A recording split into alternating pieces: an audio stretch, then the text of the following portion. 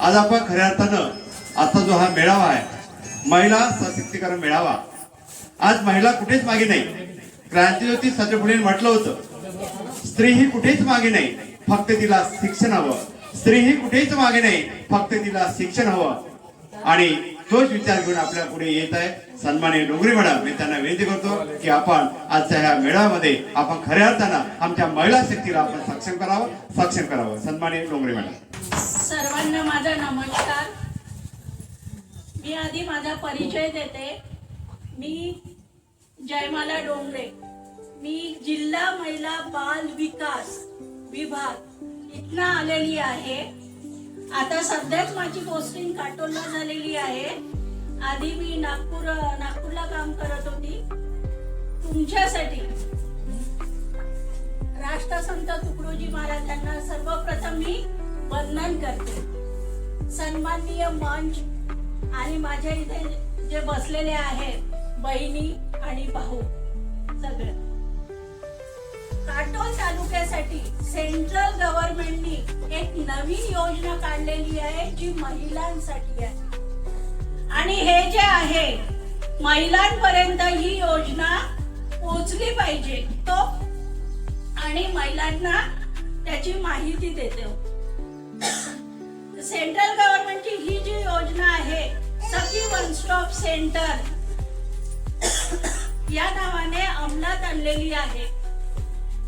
सगळ्यात पहिले 2017ला नागपूर जिल्हा महिला बाल विकास अंतर्गत इथे काटोल नागा चौकात गव्हर्नमेंटची स्वतःची एक बिल्डिंग आहे. त्या अंतर्गत तिथे चालू केला पायलट प्रोजेक्ट हा चालू केलेला आहे. तो सक्सेस झाला, महिलांना त्याचा फायदा झालेला आहे. त्याच अंतर्गत शासनाने एक नवीन उपक्रम चालू केला की जर जिल्ह्याच्या लेवलवर महिलांना जर मदत होत आहे तर तालुका लेवलवर खूप गाव आहे, ग्रामीण भागातील या महिलांना ही मदत पोहोचली पाहिजे. त्यासाठी 25 डिसेंबर 2025 पासून काटोल, नरखेड, कळमेश्वर आणि कोंढाळी याच्यासाठी मेन ऑफिस जे ठरवलेलं आहे त्यांनी या चारही तालुक्यांसाठी ते काटोल मध्यभागी घेतलं. काटोल मध्ये शासनाची मोठी बिल्डिंग, त्यात 13 कर्मचारी. पण हे कर्मचारी काम काय करणार, महिलांना मदत काय करणार? शासन जर करोडो रुपये खर्च करत आहे तर या महिलांसाठी, जे पीडित महिला आहे, घरात भांडणं होतात, त्याच्यासाठी समुपदेशन केंद्र पंचायत समितीला प्रवीणा मॅडमचं आहे, पोलीस स्टेशनला अजून आहे. पण समुपदेशन आहे पण त्या पुढची जी मदत आहे ती कुठे जाणार? महिला भटकत असते. मग कोर्टाची मदत म्हणा, पोलीस मदत म्हणा, किंवा तिला जर घराच्या बाहेर काढलं तर मग ती जाणार कुठे? कधी कधी कसं होतं, आपण ग्रामीण भागातले लोक आता खूप समोर गेलेला आहोत.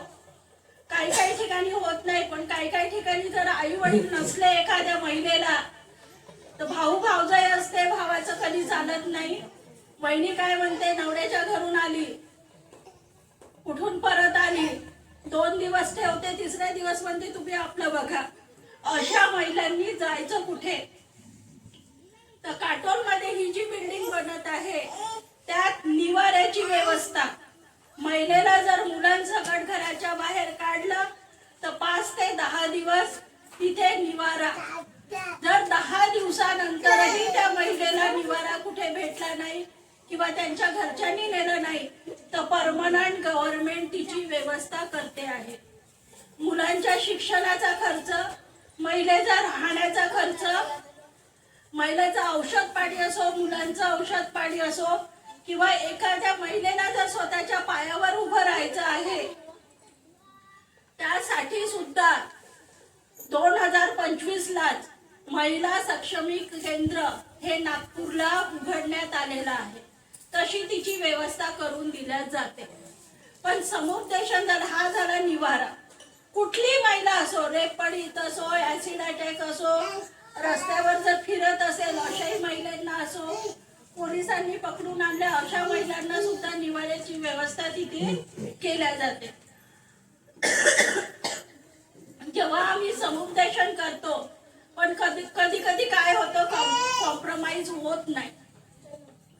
कॉम्प्रोमाइज जर होत नसेल तर मग अशा वेळेस जे आहे तर मग त्या महिलेला मदत कुठली पाहिजे? कोर्टाची असेल, कारवाई असेल, कुठली असेल सेंटरवर राहून. जर कोर्टाची असेल तर तिला फ्री ऑफ कॉस्ट आम्ही कोर्टाची पूर्ण प्रोसिजर करून देतो. वकील असेल, कुठलीही मदत असेल, तिची पूर्ण केस फ्री मध्ये हे गव्हर्नमेंट लढणार आहे. आधी होतं हे तुमच्यापर्यंत पोहोचत नाही. कुठलीही महिला असो तिला सरकारी वकील हा मिळतो. साधा आपल्याला कोर्टात जाऊन अर्ज करायचा आहे, 30 ते 35 हजाराचा आपल्याला इन्कम सर्टिफिकेट स्वतःचा काढायचा आहे आणि ते तिथे सबमिट केलं की तुम्हाला सरकारी वकील 2 दिवसात मिळून जातो. ते काही वकील करतात ती पैशाची मागणी, तर आपण जिथून वकील घेतला तिथे जायचं, तो वकील चेंज करून घ्यायचा, पण वकिलांना पैसे द्यायचे नाही. ही पण आमची जिल्हा विधीची, तालुका विधी म्हणतात इथे, माझ्या तोंडात जिल्हा विधी याच्यासाठी येते की 20 वर्षापासून मी जिल्ह्याच्या लेवलवर काम करत होते. तालुका लेवलवर तालुका विधी सेवा प्राधिकरण कौटुंबिक न्यायालयाला एक विभाग आहे, तिथून महिलेला फ्री ऑफ कॉस्ट वकील मिळतं. वकिलांची मदत ती पण. दुसरं आहे, पुन्हा एक मदत मिळते, जर तिला डिवोर्स घ्यायचा नसेल, फक्त खावटी घ्यायची तर जिल्हा विधी झालं, पण तिला पूर्ण घ्यायचं आहे, डिवोर्स घ्यायचं नाही, पोरांच्या शिक्षणाचा खर्च, खावटीचा खर्च, राहण्याचा अधिकार. आपण एवढं मोठं घर चालवतो, बरोबर आहे. घर जर नवऱ्याच्या नावानं असेल, सासू सासऱ्यांच्या नावानं असेल, कोणाच्याही नावानं असेल, पण काय म्हणता, एखाद्या भांडण झालं घराच्या बाहेर निघून जा, हे तुझं नाही माझ्या नावावर आहे. पण आता नवीन कायदा आहे जो 2005चा आहे, त्यामध्ये तुम्हाला डिवोर्स मिळणार नाही, पण नवऱ्याच्या घरी जर 2 रूम असेल तर त्याच्यात 1 रूम तुम्हाला तुमच्या मुलांसकट राहण्याचा अधिकार. पण तिथे राहू देत का भांडण झाल्यावर? राहू देत. मग त्याच्यासाठी आपल्याला काय लागेल? प्रोटेक्शनचा ऑर्डर. तो एक प्रोटेक्शनचा ऑर्डर एक कोर्टाला असतो, एक पोलीस स्टेशनला असतो, एक तुमच्या जवळ असतो. प्रोटेक्शनचा ऑर्डर, राहण्याची व्यवस्था पतीच्या घरी. तिसरा आहे, मुलं बाळ असेल तर एकटीच्या खर्चावर होणार नाही. मोलमजुरी केली तरी आपण शिक्षण पूर्ण करू शकतो का? नाही. मग मुलांच्या शिक्षणाचा खर्च. आणि 5वं जे आहे, मुलांचा खाण्यापिण्याचा खर्च आणि महिलेचा खाण्यापिण्याचा खर्च, हा सुद्धा त्या कायद्यात मिळतो. हा 2005चा कायदा आहे. याच्यासाठी आपल्या काटोल तालुक्याला गडपुऱ्या चौकात अभय केंद्र नावाचं शासनाचं एक ऑफिस आहे. तिथे प्रोटेक्शन अधिकारी बसतात. कोणाला एकही रुपया द्यायचा नाही, तेही घेत नाही. पण त्यांच्या आमच्या ऑफिसच्या नावावर, गव्हर्नमेंटच्या ऑफिसच्या नावावर एवढे एजंट तयार झाले की पैसे मागतात, 2000 दे, 3000 दे, मी काम करतो, पण एकही रुपया लागत नाही. तुम्ही जर कोणाचं काम करत असेल, ऑफिस पर्यंत पोहोचवा, मी पॉम्पलेट देणार आहे, तिथे ऑफिसचा ऍड्रेस सुद्धा आहे. ही सुद्धा सुविधा या सखी वन स्टॉप सेंटर मध्ये आहे. तिसरी मदत जी आहे, वैद्यकीय मदत आहे. तिला मारझोड झाली असेल किंवा कुठलाही इंजुरी असेल तर ती वैद्यकीय मदत सुद्धा, वैद्यकीय अधिकारी सुद्धा या सखी वन स्टॉप सेंटरला आहे. तिथेच आम्ही ट्रीटमेंट करून, पोलीस जर केस असेल तर पोलिसांची मदत सखी वन स्टॉप सेंटरला मिळणार आहे. सध्याचं जे आहे ते फक्त समुपदेशन चालू आहे. जर अशी जर केस आली तर आम्ही नागपूर ऑफिसमध्ये, नागपूरला 2 सेंटर आहे सेंट्रल गव्हर्नमेंटचे, आम्ही तिला मदत करतो. 2 महिन्यानंतर ही सगळं सेटअप होणार आहे. बोर्ड वगैरे येऊ नये, आम्हाला कलेक्टरची अजून परमिशन घ्यावं लागते. कारण की होर्डिंग एवढे मोठे मोठे आहे की आपल्याला बस स्टॉप आहे, पोलीस स्टेशन आहे, कोर्ट आहे, तिथे याही बोर्डापेक्षा एवढ्या भिंती एवढ्याने मोठे होर्डिंग आहे, तर त्याची परमिशन लागतं. या 10 दिवसात ते बोर्ड लागल्या जाईल सखी बस स्टॉप सेंटरचे. आपण ते सगळी मदत या सेंटरवर करणार आहे. याच्यासाठी शासनाने नवीन हेल्पलाईन नंबर, आपल्या शासनाने तुमच्यासाठी जशी पोलिसांची हेल्पलाईन नंबर आहे 112, तशी हेल्पलाईन नंबर काढलेली आहे 181.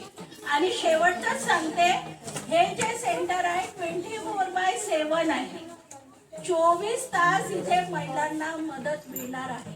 त्याच्यासाठी मी हे पॉम्पलेट तुम्हाला देते. याच्यात काय सुविधा आहे हे सगळ्यांना माहिती होईल. तुम्ही वाचा आणि तुमच्यासारख्या तुम्ही नाही गरजू पण तुमच्यासारखे इतर लोक असतील ज्यांना गरज आहे अशा महिलांना तुम्ही द्या. आणि मला इथे आयोजकांनी बोलण्याची संधी दिली त्याबद्दल मी त्यांचा आभार मानते. मला कोणी वाली नाही, मला कोणी वाली नाही असं महिलांनी अजिबात आता म्हणू नये. कारण आता तुमच्याकरता सरकार आहे आणि मी आहे. जरी असेल तुम्ही बेसहारा, उद्यापासून किंवा आतापासून मी आहे सर्वांची सहारा, सर्वांची सहारा असा सुंदर विचार सन्माननीय डोंगरे मॅडम यांनी व्यक्त केलेला आहे.